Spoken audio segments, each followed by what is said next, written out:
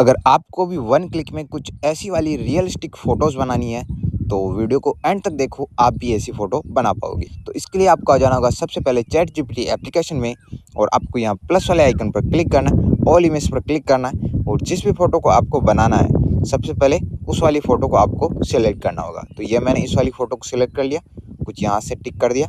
अब आपको क्या करना है, थोड़ा-सा वेट करना है, ये हमारी इमेज आ गई। अब आपको क्या करना है, यहाँ पर एक प्रॉम्प्ट देना होगा।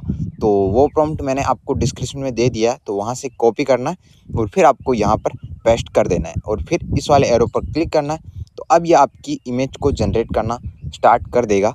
तो देख सकते हो फाइनली हमारी इमेज बनना स्टार्ट हो चुकी है। तो अब आपको थोड़ा-सा वेट करना होगा। तो देख सकते हो फाइनली हमारी इमेज बन के आ चुकी है और काफ़ी रियलिस्टिक लग रही है इमेज।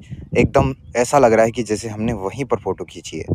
तो अब आपको सेव करने के लिए ऊपर सेव पर एरो पर क्लिक करके फ़ोटो को सेव कर लेना है।